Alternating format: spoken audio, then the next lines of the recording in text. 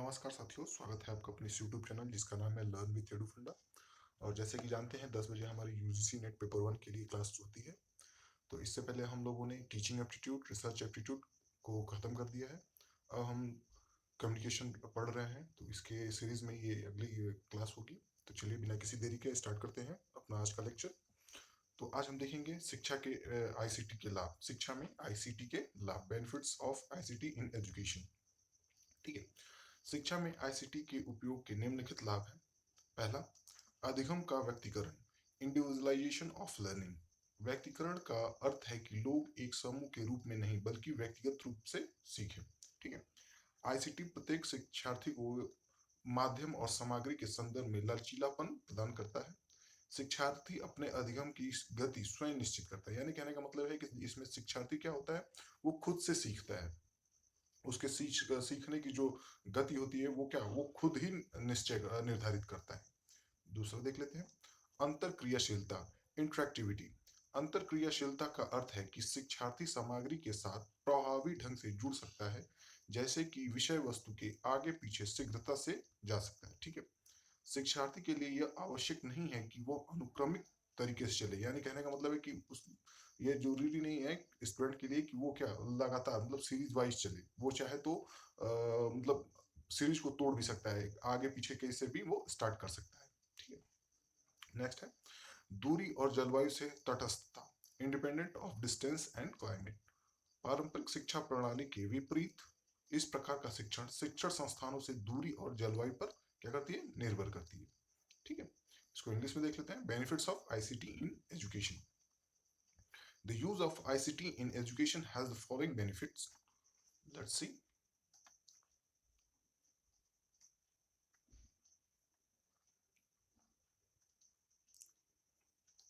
Let's see. First of all, individualization of learning. Individualization means that people learn not as a group but as an individual. ठीक है। ICT provides flexibility to each learner in terms of medium and content. Learners decide their own pace of learning. Second, interactivity.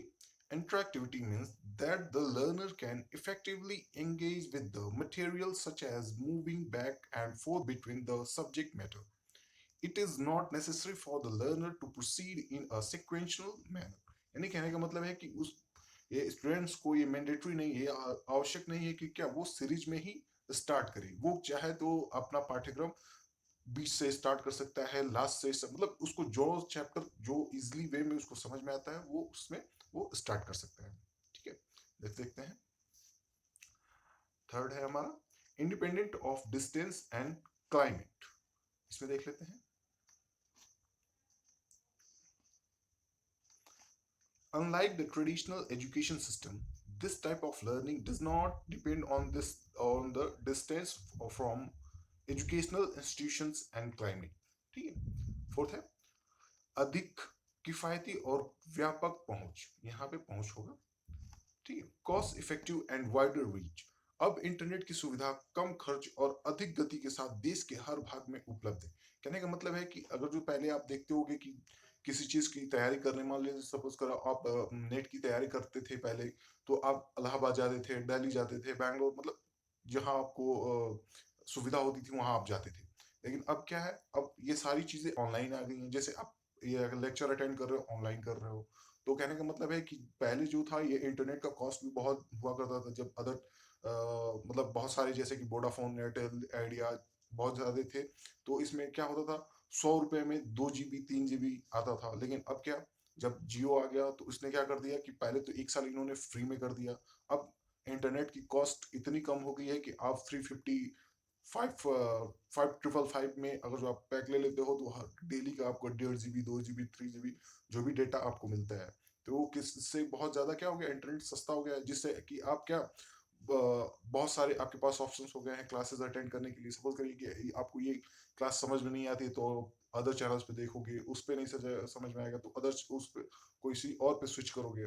तो आपके पास options भी बहुत आ गए हैं। और education क्या हो गया, हर एक रिमोट एरिया में जहाँ पे इंटरनेट अवेलेबल है इस टाइम पे, वहां पे भी एजुकेशन क्या कर रही है, पहुंच रही है।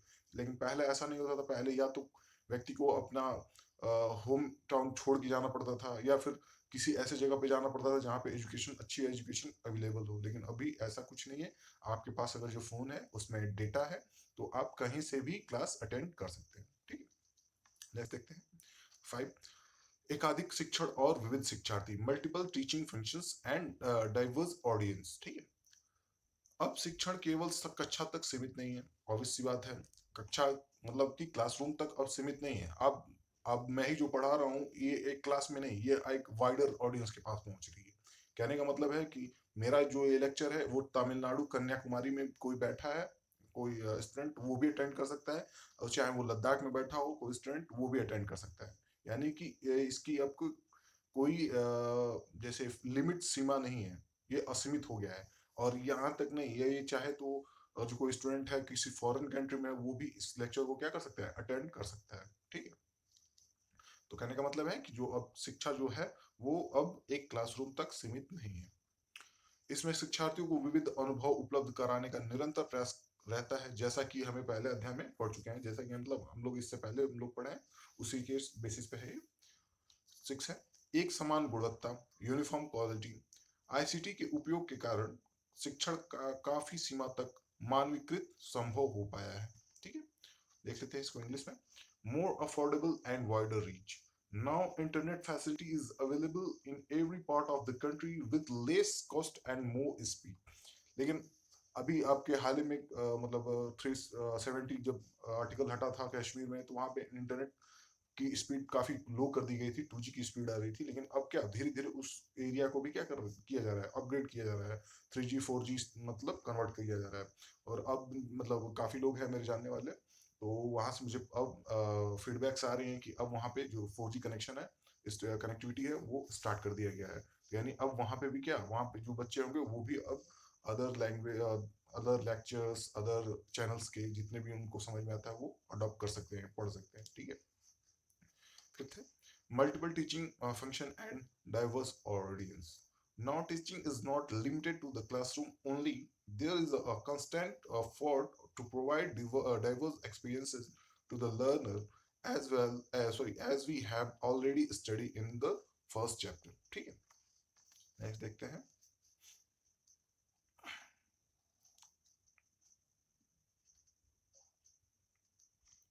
यूनिफॉर्म क्वालिटी, ठीक है, एक समान गुणवत्ता। Due to the use of ICT, it has been possible to standardize teaching to a great extent। ठीक है, extent। नेक्स्ट देखते हैं, आईसीटी के प्रकार देख लेते हैं, टाइप्स ऑफ आईसीटी।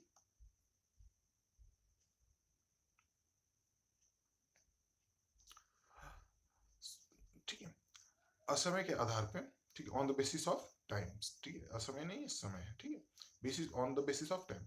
आईसीटी में दो प्रकार के उपकरण सम्मिलित हैं, कौन कौन से, पुराने और नए उपकरण के मुख्य रूप से रेडियो, टीवी, टेलीफोन और भी शामिल है। नए उपकरणों में मुख्य रूप से कंप्यूटर और मानवीकृत कंप्यूटिंग हार्डवेयर, इंटरनेट, वायरलेस तकनीकी उपग्रह इत्यादि शामिल है। ठीक है, यानी कहने का मतलब है जो पुराने हैं उसमें क्या क्या है, आपका रेडियो है, टीवी है, टेलीफोन। ठीक है, और जो नए में है, नया उपकरण है, उसमें क्या है, कंप्यूटर है, मानवीकृत कंप्यूटर हार्डवेयर, इंटरनेट, वायरलेस तकनीकी, लैपटॉप, फोन, एंड्रॉयड फोन, जो भी आप इसमें ऐड कर सकते हो। ठीक है,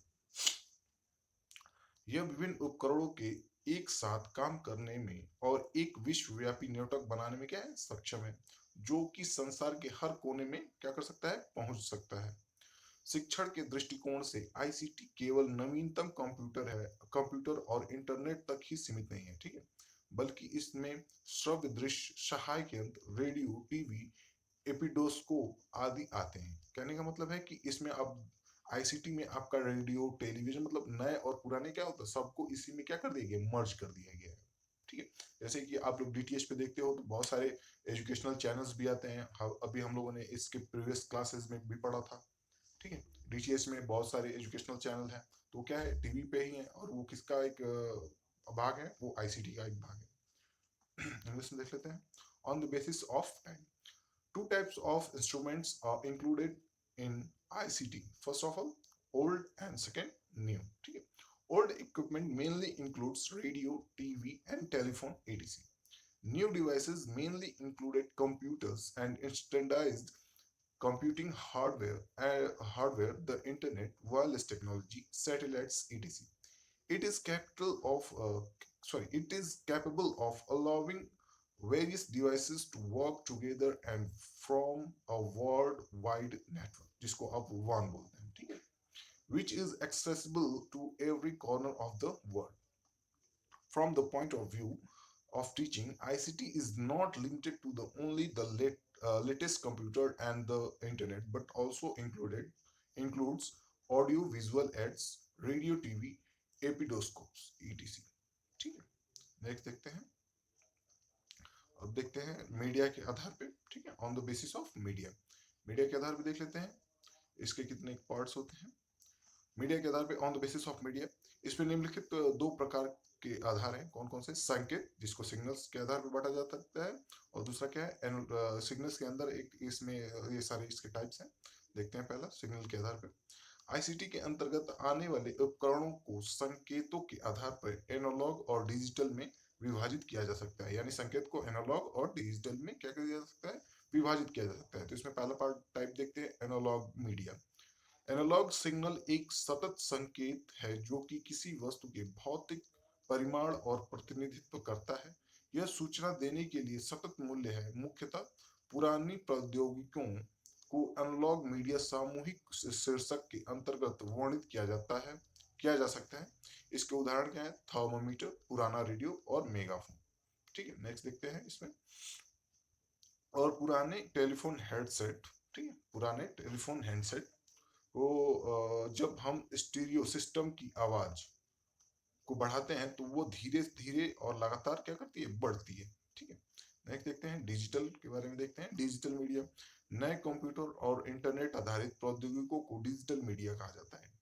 ठीक है, यहाँ संकेत 0 और 1 का मूल्य ले सकते हैं। इसका उद्गम मार्स कोड के रूप में देखा जाता है। ठीक है, इसको इंग्लिश में देख लेते हैं। On the basis of media, it has the following two types of basis. On the basis of signal, device under ICT can also be divided into analogs and digital on the basis of signal. ठीक है, first of all देखते हैं analog media. An analog signal is continuous signal which represent the physical magnitude of an object. This information is a constant value to deliver prominently. Older technologies can be described under the analog media collective title, examples being thermometers, old radios, megaphones, and old telephone handsets.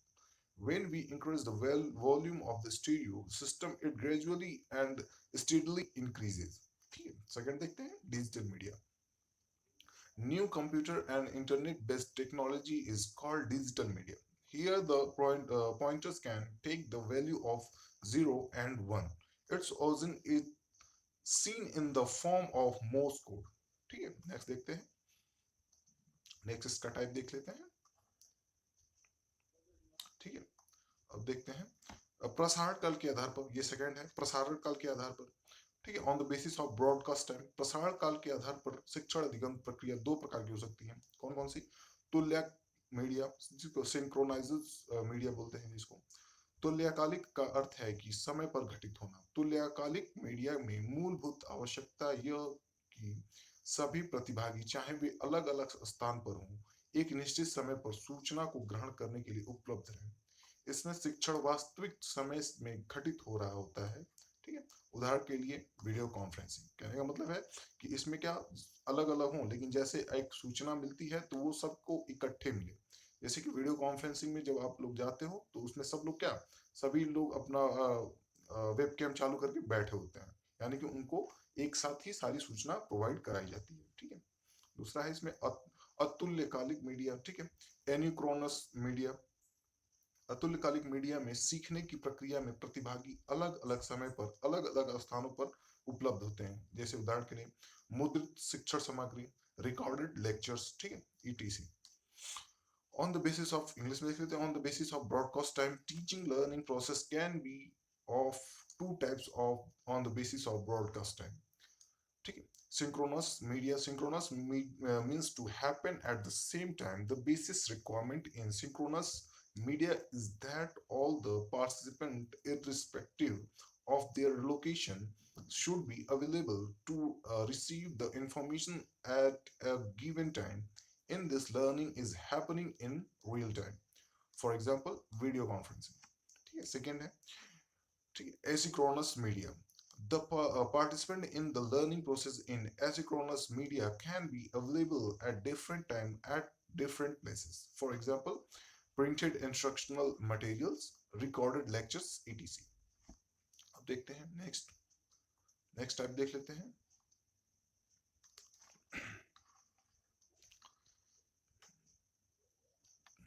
देखिए मैं lecture बहुत जल्दी क्या बोलते हैं इसको, जल्दी से खत्म करता हूँ, क्योंकि इसमें मैं फालतू की चीजें इसमें ऐड नहीं करता, बस इसीलिए आपका वीडियो छोटा हो, क्योंकि आपका टाइम बहुत प्रीशियस है, आप कम समय में ज्यादा पढ़ो, यही मेरा मोटिव है। तो बीच बीच में मैं बहुत ज्यादा इधर उधर की बातें नहीं करता, मैं डायरेक्टली जो पढ़ाना होता है उसी पे बात करता हूँ, ठीक है। तो वीडियो इसलिए शॉर्ट बनती है, नहीं तो ये जो आप मैटर देख रहे हो ये 1.5 घंटे का ये मैटर है, बस इसमें क्या करने का मतलब, लोग पढ़ाएंगे और बीच में फालतू की बकवास होगी तमाम तरह की, लेकिन मैं डायरेक्टली आता हूँ और तुरंत बस पढ़ाई पे बढ़ जाओ, ठीक है, बीच में इधर उधर की बातें नहीं। उपयोग के आधार पर on the basis of using, जब सूचना और संचार प्रौद्योगिकी का एक शिक्षण माध्यम के रूप में उपयोग किया गया, इसने एक त्रुटिहीन प्रेरक समाधान के रूप में क्या किया, कार्य किया। इसने video, television, multimedia, computer software का उपयोग शामिल है, जिसमें ध्वनि और रंग निहित है। इसमें छात्र सीखने की प्रक्रिया में गहराई से क्या करते हैं, जुड़ते हैं। शिक्षा में सूचना और संचार प्रौद्योगिकी के उपयोग को 3 भागों में क्या विभाजित किया जा सकता है। फर्स्ट, आईसीटी शिक्षा, आईसीटी एजुकेशन। इसका उद्देश्य ज्ञान आधारित समाज एवं अर्थव्यवस्था के लिए प्रशिक्षित मानव संसाधनों का निर्माण करना है। इसको हम शिक्षा की प्रौद्योगिकी भी कह सकते हैं, ठीक है। नेक्स्ट देखते हैं दूसरा, आईसीटी समर्थित शिक्षा, ठीक है, आईसीटी सपोर्टेड एजुकेशन। आजकल लगभग सभी शिक्षण संस्थान आईसीटी का उपयोग परंपरागत मुद्रित शिक्षण सामग्री के पूरक के रूप में करते हैं, ताकि शिक्षण अधिगम प्रक्रिया को एक विस्तृत रूप दिया जा सके। इसको मल्टीमीडिया शिक्षा भी कहा जाता है। उदाहरण के लिए दूरस्थ विश्वविद्यालय मुद्रित शिक्षण संस्थान सामग्री के साथ साथ रेडियो और टीवी कार्यक्रम, ऑडियो वीडियो टेप आदि का उपयोग करते हैं, ठीक है। थर्ड है आईसीटी सक्षम शिक्षा, आईसीटी एनेबल्ड एजुकेशन। यहाँ पूरा शैक्षिक कार्यक्रम ही विशुद्ध रूप से आईसीटी पर आधारित होता है, ठीक है। आइए इसको इंग्लिश में देख लेते हैं। On the basis of uses ever since the use of information and communication technology as a medium of instruction, it has served as impeccable motivational to including video, television, multimedia, computer software, including use in which sound and color are employed. This allows the student to deeply engage in the learning process. The use of information and communication technology is education can be divided into 3 parts. First, ICT education. It aims to create trained human resources for a knowledge-based society and economy. We can also call this technology of education. Second, ICT supported education. Nowadays almost all educational institutions as use ICT as a supplement to the traditional printed instructional material to give a comprehensive look at the teaching learning process. It is also called multimedia education. For example, distance universities use radios and TV programs, audios, video, tapes, etc., along with printed instructional materials. Third, ICT enabled education. Here the entire educational programs is purely based on ICT. ठीक है, next देखते हैं। This is the picture components of ICT, ठीक है। इसमें देख लीजिए आपको क्या दिया गया है। इसमें आपका दिया गया है क्लाउड, ठीक है, सॉफ्टवेयर, कंप्यूटर, ठीक है, communication, data and internet access, ठीक है। There are 6 components on the or to the ICT systems: data, hardware, software, information, procedure and people. ठीक है, इसमें देखिए डेटा में रॉ फैक्ट्स एंड फिगर्स होते हैं, physical components, the name given to the computer programs, मतलब software जैसे कि एमएस ऑफिस हो गया। Information data is converted to give it meaning. ठीक है, ठीक है, procedures, a series of actions conducted in a certain order to make your system run smoothly. People, data is entered by human, for example a keyboard। ठीक है, same चीज है, इसको हिंदी में देख लेते हैं। डेटा, हार्डवेयर, सॉफ्टवेयर, सूचना, प्रक्रिया और लोग, यानी कि आप देख लीजिए कच्चे और मतलब रॉ काम, ये आंकड़े के लिए सेम चीज है, रॉ फैक्ट एंड फिगर्स। भौतिक घटक यानी कि फिजिकल कंपोनेंट्स, कंप्यूटर प्रोग्राम को दिया गया नाम जैसे कि एमएस ऑफिस। ठीक है, एमएस ऑफिस। सूचना, डेटा जो इसे एक अर्थ देने के लिए परिवर्तित किया जाता है। प्रक्रिया, यह सुनिश्चित करने के लिए सिस्टम सुचारू रूप से चलता है, एक निश्चित क्रम में की गई क्रियाओं की एक श्रृंखला है। लोग, डेटा मनुष्य द्वारा दर्ज किया जाता है, उदाहरण के लिए कीबोर्ड। ठीक है, तो आई होप ये आपका क्लास आपको अच्छी लगी होगी। मिलते हैं अगले वीडियो में, तब तक के लिए